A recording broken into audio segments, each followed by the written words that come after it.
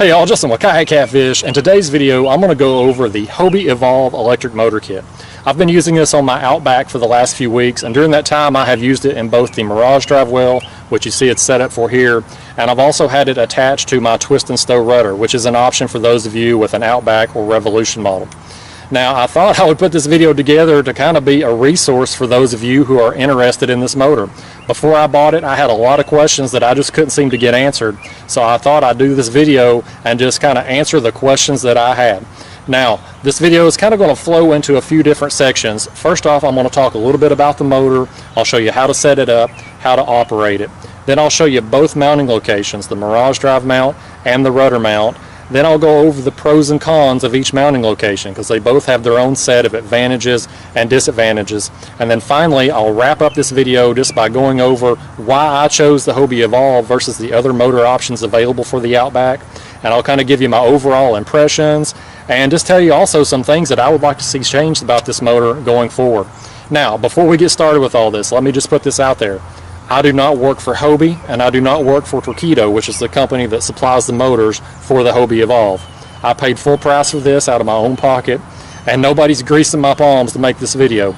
So I'm not beholden to anybody. My opinions are unbiased, and unlike a lot of the YouTubers you see, I'm an actual fisherman, so my opinions and reviews of this motor have been formed based on real-world fishing experience. So with that out of the way, let's get started. When you first open up your box, this motor is already assembled to be used in the Mirage drive well. It's a lightweight option. The motor, battery, and throttle box all combined weigh about 18 pounds, so you're not adding a lot of weight to your kayak. This motor is really powerful. It's a 1 horsepower equivalent, and your battery here is a lithium battery. It's small and compact, so it doesn't take up a lot of space. It's waterproof, and best of all, it floats. So if you end up upside down on the water with an accident of some kind, you're not going to lose an expensive battery to the bottom of the drink. Setting up the motor is very easy. You just plug the motor cord into the battery, then plug your throttle box cord into the battery, turn the unit on, and you're good to go. Alright y'all, to operate the motor, it's very simple. You're going to hit the on button on the throttle box. After a few seconds, you will acquire a GPS signal. That's going to bring up a list of numbers here on your throttle box. Now the first one is your battery life, so I'm at 100% right now. This next one is your range. Now you can set that for time or in distance in miles or kilometers. I have mine in hours, so at my current speed, 2.9 miles per hour, I've got about 10 hours of range left at that speed. And this final number here is your watts. That's how many watts your motor is running at the present time. So like right now, I'm at 2.9 miles per hour. I could change that to kilometers or knots, but let's just give it a little more speed here, and I'll show you the cool thing about Torqeedo. So I just increased my speed, and so my speed, I'm about 3.6 miles per hour. My time changed here. So now you can see it at 3.7 miles per hour. I've got 5.5 hours left at that speed.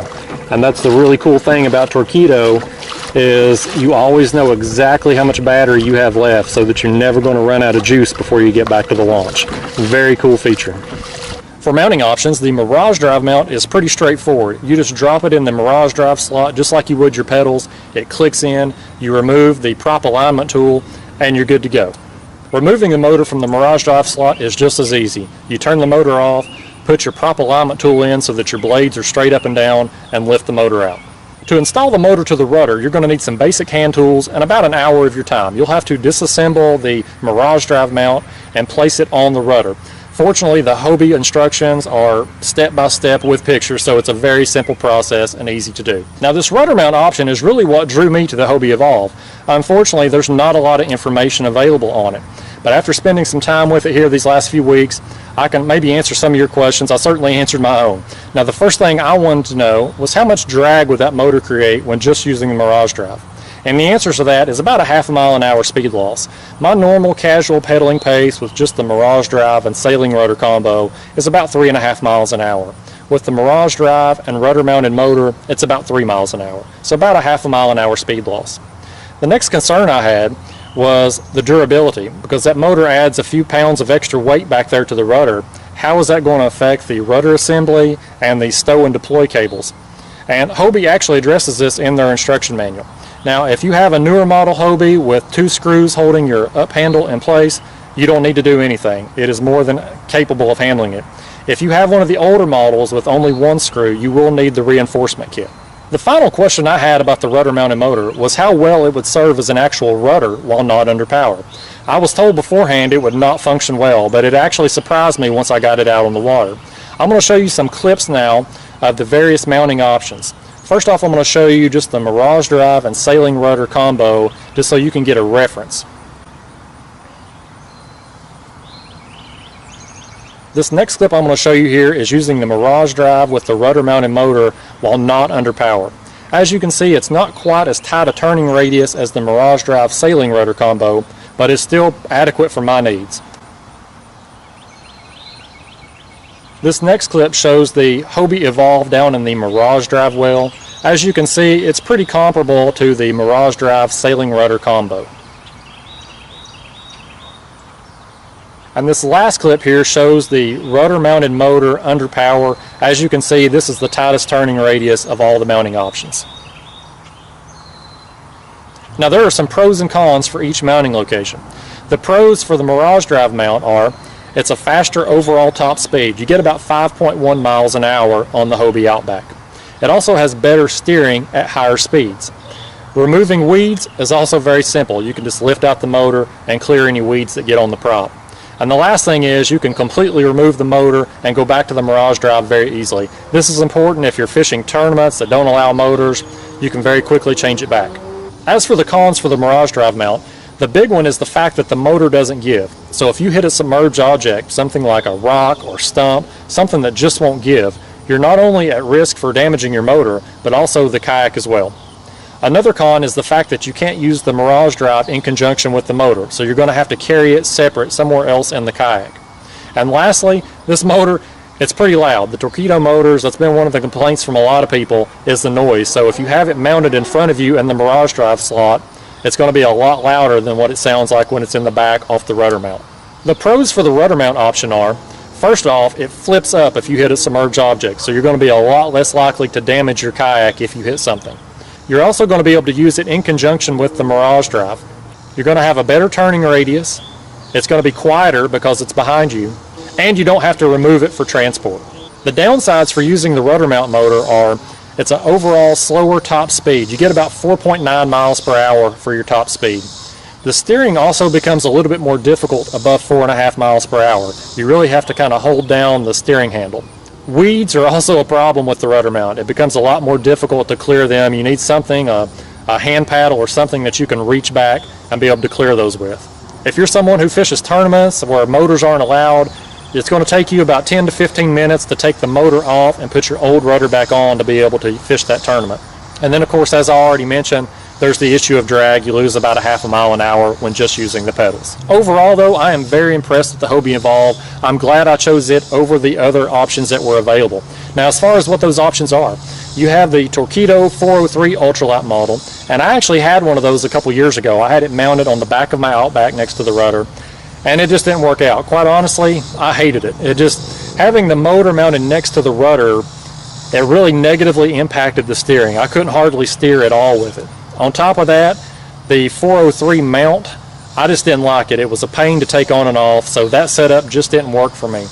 It is a few $100s less than the Hobie Evolve, and it's the same motor pylon, but for me, getting the Hobie Evolve was worth the extra money. The next option is the Water Snake. That's a popular option with a lot of people. It's a lot cheaper, and basically it is just a trolling motor with a motor pylon that is small enough to fit through the Mirage Drive slot.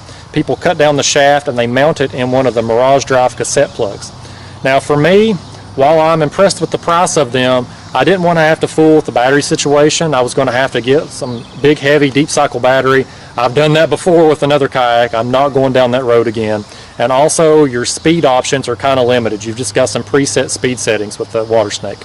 The last option, and the one that I looked really closely at before making my decision on the Evolve, was the Bixby Jet motor. Now this motor is similar to the Torqeedo in the fact that it's a lightweight motor option with a lithium battery. It comes with a wrist remote, which is something I wish Torqeedo would employ, but the Bixby motor just wasn't going to work out for me for one simple reason, and that is the speed settings. With the Hobie Evolve, your speed setting is infinitely adjustable.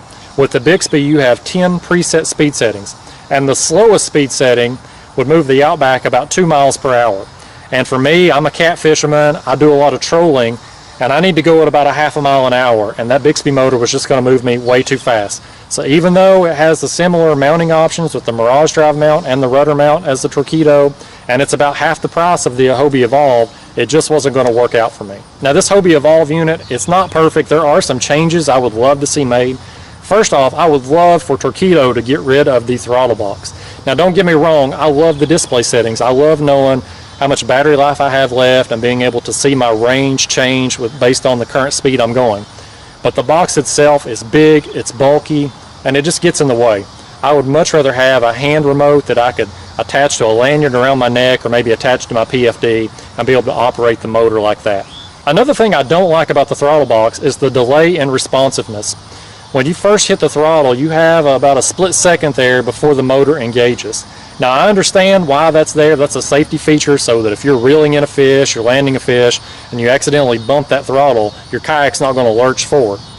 But when you're somebody like me and you're trolling at slow speeds and you're trying to dial in a set speed, it can kind of be a pain to get that speed dialed in. So I would like to at least have the option to disable that feature. And if they would give us that hand remote, we wouldn't have to worry about accidentally bumping that throttle lever and lurching the kayak. Overall though guys, I am very impressed with this motor. It has exceeded all of my expectations, so you're going to be seeing it in my videos going forward. I hope you all have found this video helpful. If you all have any questions, anything I've missed or overlooked or just didn't go in depth enough on, I know I've kind of talked quickly in this video to try to cover everything without making this a 30-minute long video. But don't hesitate to ask. If you have any questions or comments, leave them down in the comment box below and I'll get back to you. Thank you all for watching. I'll see you next time.